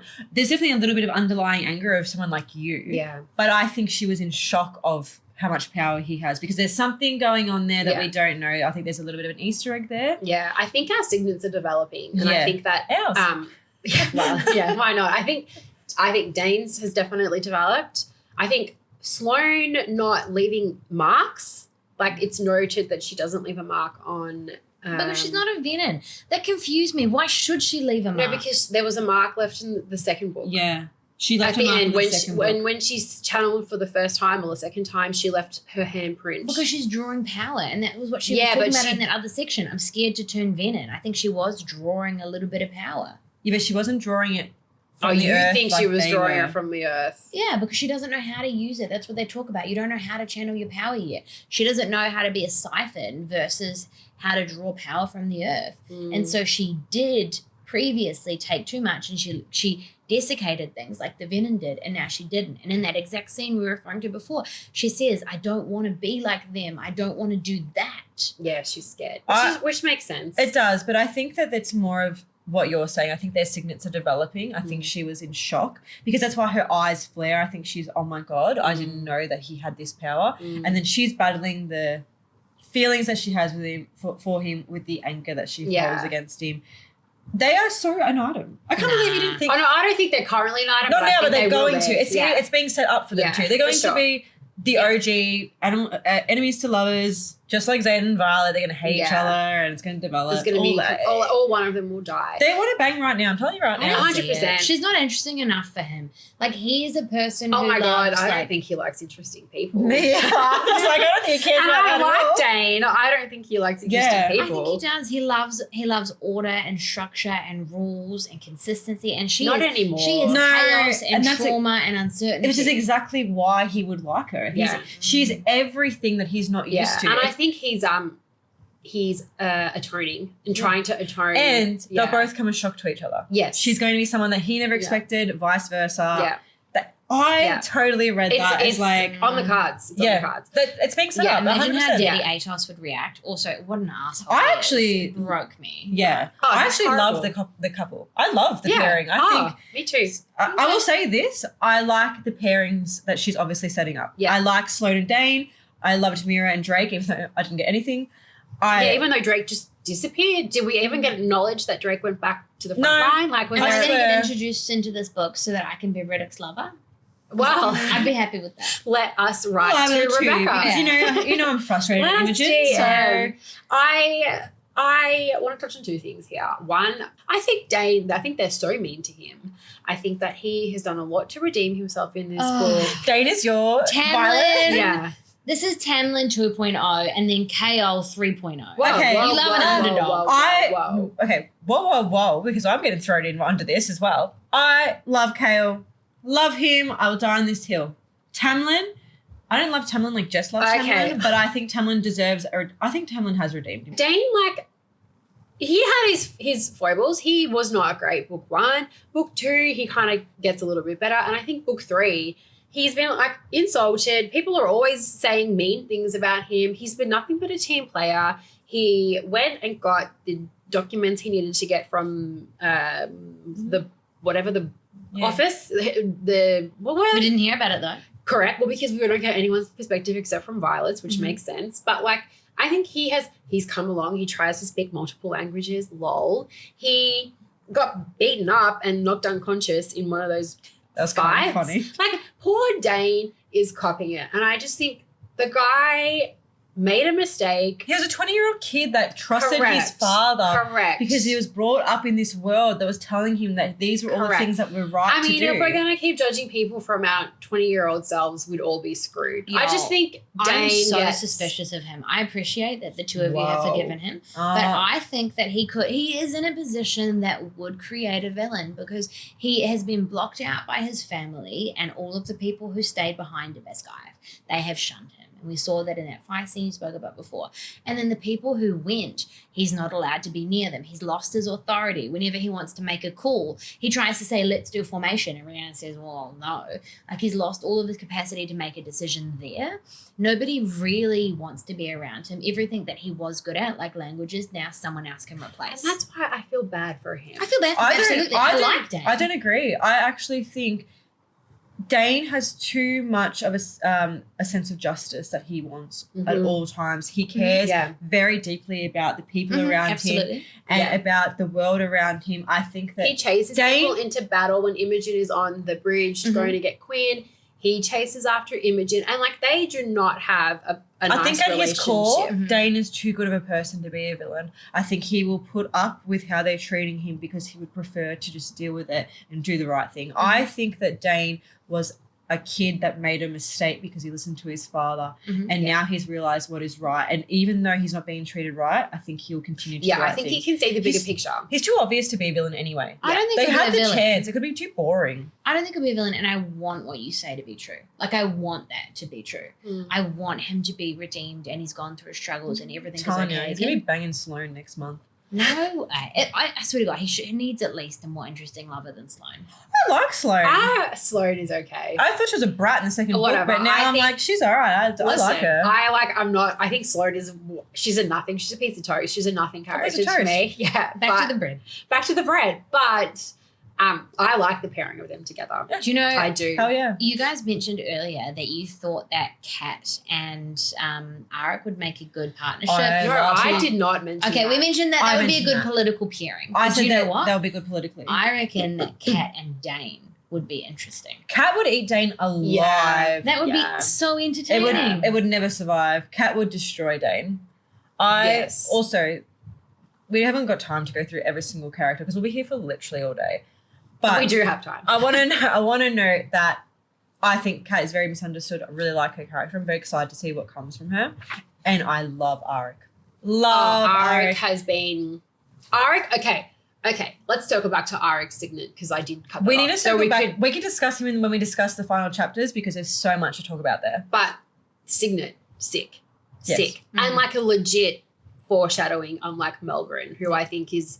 Obviously, his foreshadowing is a little shady in and of itself. Yes. But he seems to have, and I wonder what it ends up being. This is where I get interested. This is where I get Sherlock Holmesy. Like, what will it end up being? Will it be he can always see the future or he sees parts of the future? What? Because he seems to be really giving Violet a lot of help.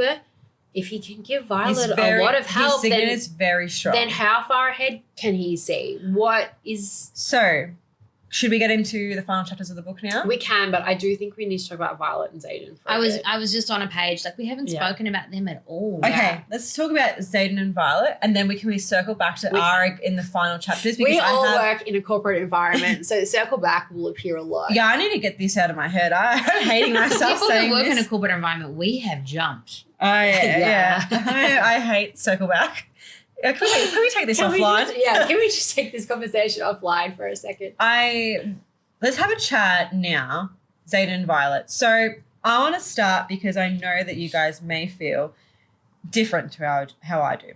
But I felt like Xaden was giving Violet a bit of a love letter in this book. He was fighting against the venom so much within himself by reminding himself that he loved Violet, that he had the capacity to love. And I really enjoyed their relationship in this book.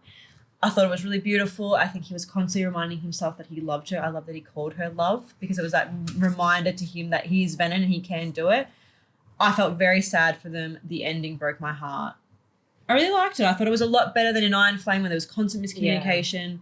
I really enjoyed their dynamic. This was a much more enjoyable Violet and Xaden for me, this book. I agree. This is my favourite dynamic of the two of them. I do think they communicated a lot better. I do think that even though Xaden really irritated the hell out of me, like those moments where he was like, I'm just going to stay away. Ugh, whatever. Okay. 67 days. Yeah, okay, whatever. I get it. It's cute. But I do think other than all of that, they had a good dynamic with each other.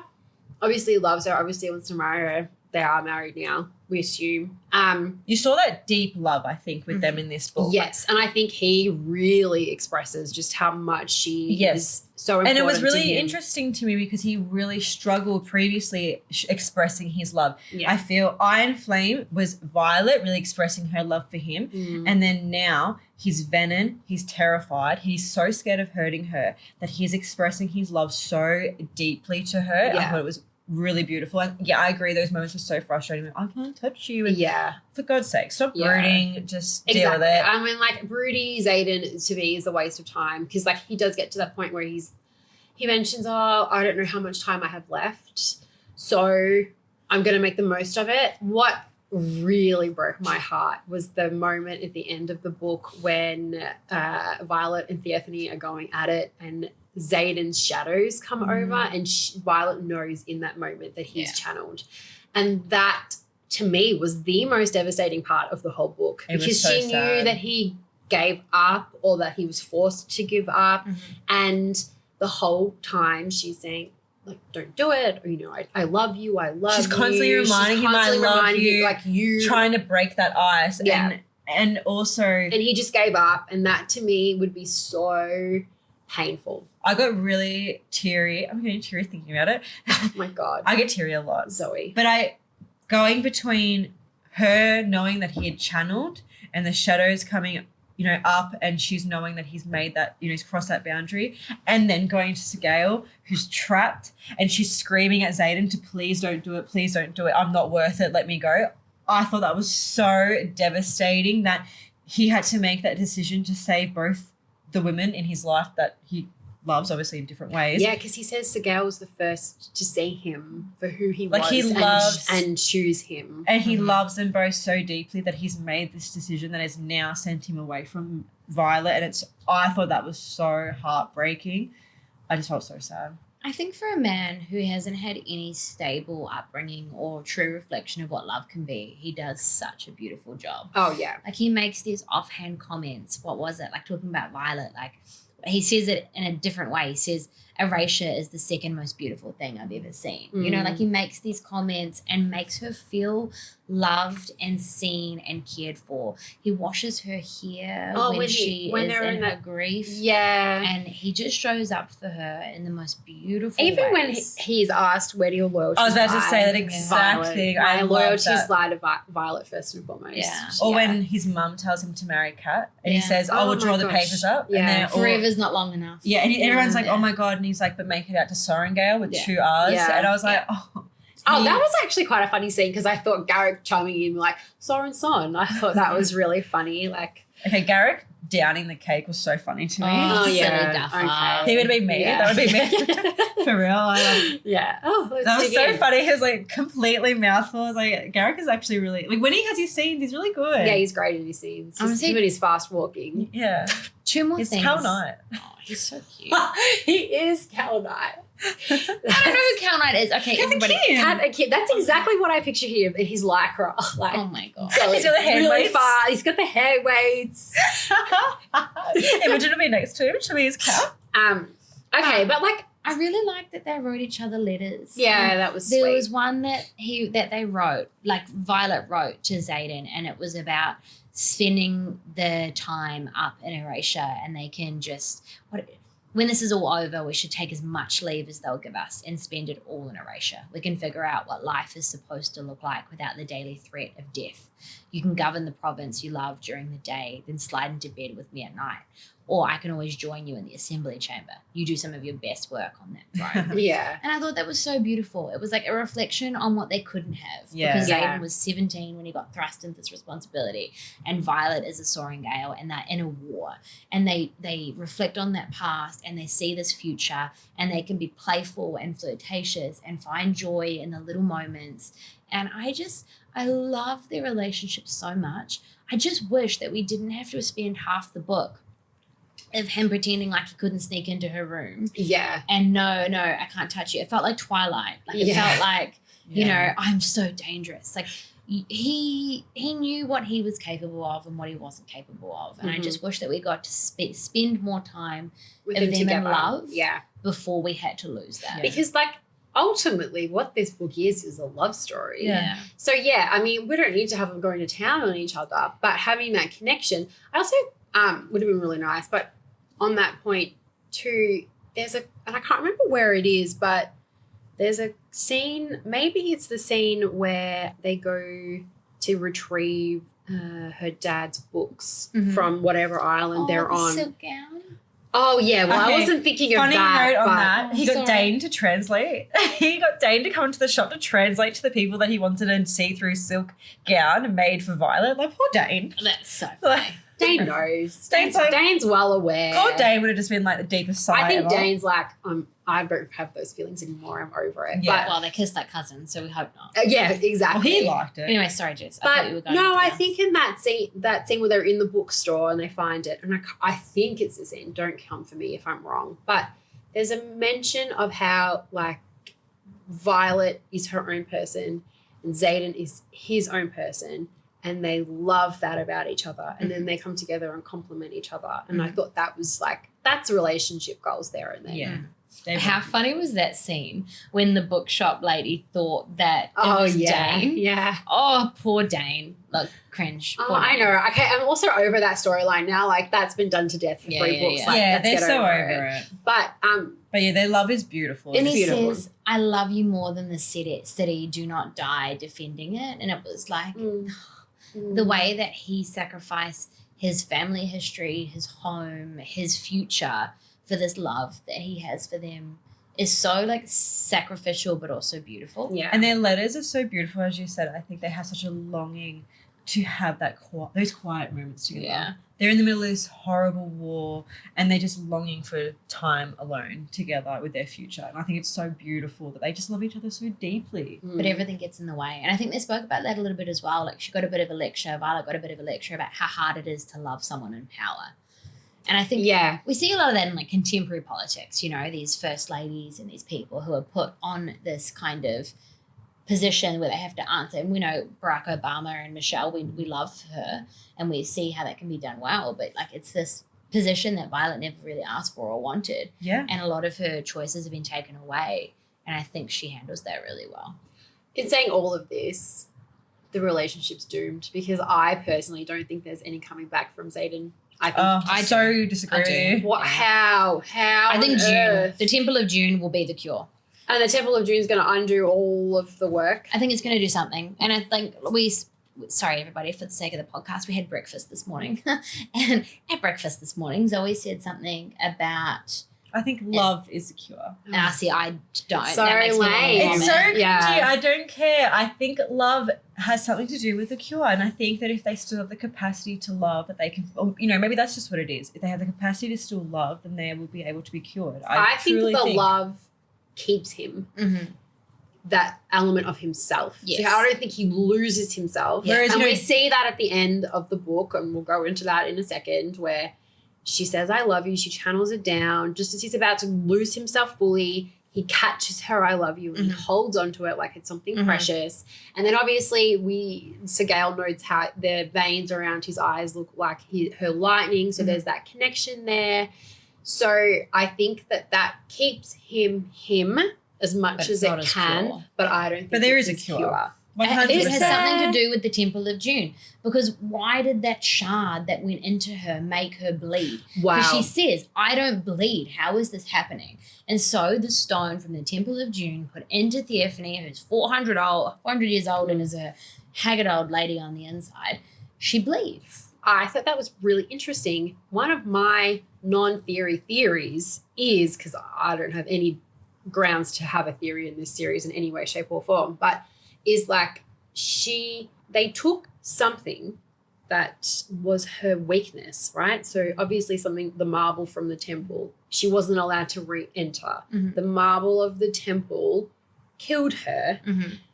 If Or did it? Or well, we assume if Violet's signet of dream walking stays just as dream walking, what we're unsure of, perhaps the trick to killing the venom is to find what the weakness is. Yeah. So potentially she could be able to channel through whoever brain she needs to channel through their subconscious and then find whatever the weakness is and then kill them that way. But that's a lot of work. Which, if you don't mind, can we jump towards the ending and some theories?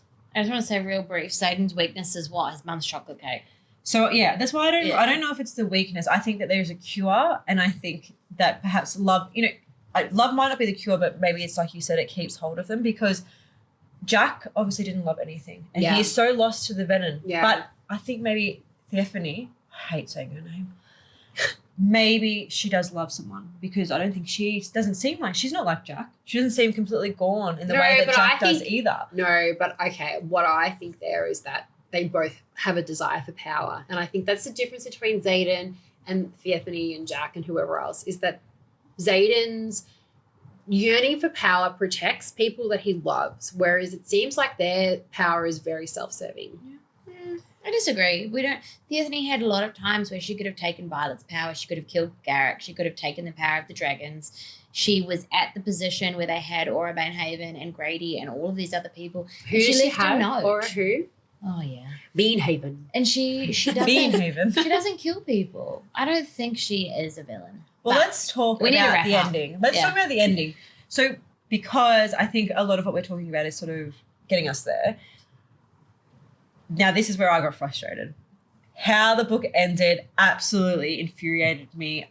I know that obviously she's setting it up to be a cliffhanger and that we're waiting for the next book and everything like that. That she isn't starting for a long time, so great. But we Yeah. got nothing. 2 years We of got- a cliffhanger. Absolutely nothing. In my opinion, it ended with nothing. What did you get out of the ending? Oh, I mean, it ended on something. Yeah, but it felt like it was so abrupt. Well, Just bang, she was asleep, She's woken up 12 hours later, has no memory of what's happened. I mean, again, it seems She's to be married. the theme. we assume she's married. Yeah. Obviously she is. We don't know who's turned. I think it's Brennan or Bodhi. So we've had this, like, we actually haven't had this reason. I personally think it's Bodhi that's turned, but because she is now Iridia is now her erasure, I say Iridia. Sometimes I think we can cut this, but sometimes I think because I speak Italian that I pronounce things the way that if I'm reading it in Italian. And that's why I think I get the things wrong all the time. Like with your book, That's okay. I just pronounce it like an You can Italian. pronounce like an Italian. Regardless. Erasure. How did I start this? So I think it's Bodhi that's turned because obviously at the end of the book we get that note, erasure is yours now. And we have seen him being Xaden try to guide Bodhi, and Bodhi's kind of like his little shadow and it's very cute, whatever. But that to me is why Bodhi is the one that turned. What gives you the impression that it's Brennan? So I'm in I between. think it's Garrick. I don't think it's Garrick. I'm No, I in don't between think it's two. Garrick. But I want to know why you think it's Garrick. Yeah, same. I'm in between two. Because I have seen a theory that it is Garrick. So Bodhi's the obvious choice in my opinion. He has been arguing with Xaden that he doesn't want this position, that Xaden wants, he doesn't want him to be the heir and all this sort of stuff. They've been fighting. It's very obvious as well in the sense of, now it's yours, Violet. Don't come looking for me. That means that the heir's no longer there. It's obviously all hers. They've been married, whatever. So I think Bodhi's a very obvious choice. But I have a suspicion that it could be Brennan as well and that no one else knows yet, because I think that he may have channeled when he was healing Mira. So I think that he might have channeled from the earth when he healed Mira. I think that he knows Naolan is still a part of the Venom. I think that he's been in touch with Naolan this entire time and that he might have finally now turned. And when Xaden makes a comment, something like, my brother that has watched me these past years fight against this very thing, I think it's been Brennan, because he's known Brennan's been alive all this time and they've been working together, and Brennan has now made the choice to channel to do something and no one's going to suspect it and he's going to be in with everybody. So that's just my little theory, that I think it could be Venom. It could be Brennan or it could be Bodhi. I'm very interested to see why you think it's Garrick, because before you start, sorry, I can't remember. Is it Bodhi that's throwing up or is it Garrick? it's Bodhi. It's Bodhi, so that's another reason what was leading me towards Bodhi. Yeah, that's what was leading to me towards Bodhi as well, because Imogen says she sees him roaching in the street. The other thing that I just want to really quickly touch on, and we don't even have to go into it, but again, most of this book confused us. But one part that I really noted in that scene where Imogen's giving us her perspective is she takes the alloy dagger out and she takes it from Quinn, and then she says this is the only way of surviving it. What the hell did that mean? She meant that they were trying to put up wards. And so they were trying to put all of the things there to extend the ward. I didn't understand that. I think it is Garrick, because that is Xaden's brother. That is his best friend, his brother, his most loyal companion, who is there for him for everything. Who he said, he has watched me every step of this journey. Why did he do this? That's what Xaden says. He watched this. Yeah. Why did he do this? No one has been more there for Xaden through this than what Garrick has. And then there's that scene, just what you mentioned, where Quinn has just died and Garrick's gone in and he's picked up Imogen and she's a mess and he's watching everything fall down around him, and he throws his thing into the pile and he says, I have to go and do something. And then he walks out and we don't see him again. And he says, I don't have enough energy to get back to Erasure. Even if I did, I couldn't get back here to help. And he's just watched the love of his life lose his best friend. The town is falling. Everything's going to shit. He's hopeless and helpless. And he would sacrifice himself like Xaden did for the sake of everyone else. Interesting. I think... and he's missing. So but there's that's so what I many, was going to there's say. so many people that are missing. So That's what I was going to say. I think he may be there one of my problems as a buddy, but I don't know if he's channeled. I don't know either, because I feel like I could say that about any of them. Yeah. When it comes to Xaden and comes to the journey and everything like that, I feel like any of them would do the same thing. So, but one of the notes that I had made was, there's so many riders missing. Yeah. There's 3 dragons, 3 elders dead. Yeah, Which which kind is- of saddened me a lot. Yeah, but I'm very interested what has happened that the elders are meant to be so powerful. What has happened there? Yeah. That the elders are dead. And Dana saying, I will not let them burn you when Violet's found. What has happened? Why has she said that? Well, when you guys were just talking, I wonder if Andana was referring to Brennan. Yeah. Yeah. I don't think that Brennan is Brennan, but we could just say, if we were going with that theory, maybe Andana's referring to Brennan. I won't let them burn you. Yeah. It's just very, that's what I mean. It was just so abrupt. There was so much happening. Xaden's obviously then channeled. Him and Sigale have gone. Tan is also in a deep sleep. Yeah.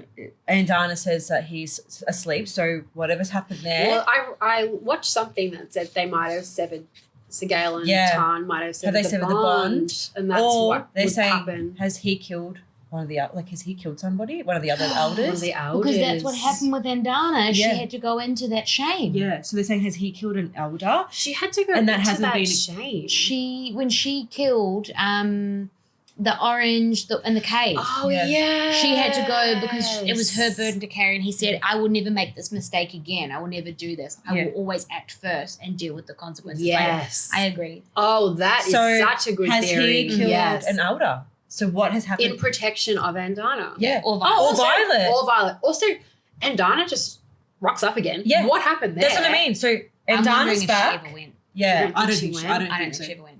So, Maybe she. or I think she might have. She might have. gone Maybe in- Andana's also left, a like, really escaped. fast walker, and she just walked back really quickly. So I'm like, why is Andana back? Why is he asleep? What elders are dead? How did the elders die? Did he kill one? If he killed one, what the hell's happened in this, 24-hour period that all this has gone down? Then what has happened in this 12-hour period that Violet's obviously gone and got married? Xaden's gone with Sigale. Also, his note to her was not very nice. Don't come after me. which is even that was strange for me. This Where's whole the book. ex? Well, this whole book has been a love letter. XO love you. Yeah, But you this- know, I like thought it's he just, it was really aggressive. I thought he would have wrote, "I love you." Yeah. So this whole book has been like how much he loves her, and then that note is so short. So what the hell is going on there? And also, I think because it says Brennan's eyes flare when he sees it. Look, maybe it was because he thought she was dead and he saw her, but I think Yeah, also or he thought she was a traitor or something. I think her hair is going to be fully silver. Mm. I think they've gone to the priestesses to get married, and maybe she finished her dedication, and I reckon she'll have full silver hair now. It's gonna. Or Brennan's the villain, and to protect Violet, Imogen had to wipe her memory. Yeah, and then saying, That's like I sad. said earlier, Trust I did Mira, only trust Mhm. Mira. only trust Mira. And then, as they said at the start, Imogen then said, I've done what you've told me to do. What the hell has gone down? What conversations have been had? What has happened? There's so much unanswered. That was what frustrated me, was that I completely understand leaving us on a cliffhanger, wanting to set us up for the next book, but I got nothing. I feel like she left us on a Nothing. cliffhanger in book 2. She left me with nothing. But it was clear in book 2 we had something like, whoa, Xaden is Venom. What's going to happen now? Now we're on like, But what we're the hell lost. happened? Yeah. Worse for me, she left us on a cliffhanger on book 2, but she was writing book 3. We know now she has said in videos she's writing another book, and then she wants to spend some time with her family. And I appreciate and love both of those things. Like, if you need a break, take a break. No, Yeah, If but a I creative don't. vision takes you somewhere else, But do to it. leave us with this for Yeah. 2 years, Yeah. is insane. Like, that's just... It'll be She- longer than 2 It years. Yeah. will be. She's noted Yeah. that she's got an outline for 4 and 5, so Yeah. she sort of knows where it's going. But, I mean, personally, I think it's very selfish that she's done that. But- So there's just so many theories.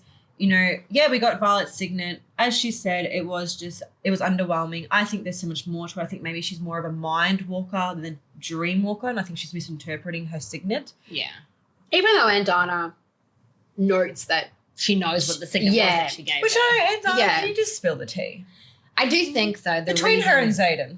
I think she gave her that dream walking ability or mind walking ability, whatever it turns into, for the sake of the next book. Yeah. Because Xaden's going to be away and she needs to communicate with him. And if that's going to be in her sleep, then that's going to be the book. Also, I think it's going to be a key to something, Yeah. to her knowing some information that's dire, Yeah. or because Xaden notes in some part of the book, I can't remember, but he goes, when he finds out, he goes, you can meddle. Mm. Like, she can actually Yeah. do things in the Yeah. dream, and the Yeah. sage is almost shocked Yeah. by her being able to do that. Yeah. So she has some sort of power in her signet that she can do something when dream or mind walking, whatever it may be.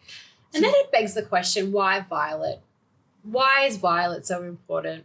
Why the hell not? Why not Mira? Why not Why any Persephone? You know? Yeah, but then you'll just say it about Persephone. I don't know.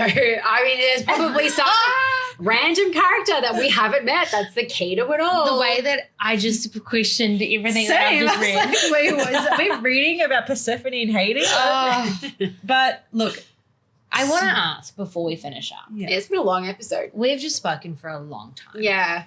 Is your rating that you gave at the start of the episode still stand?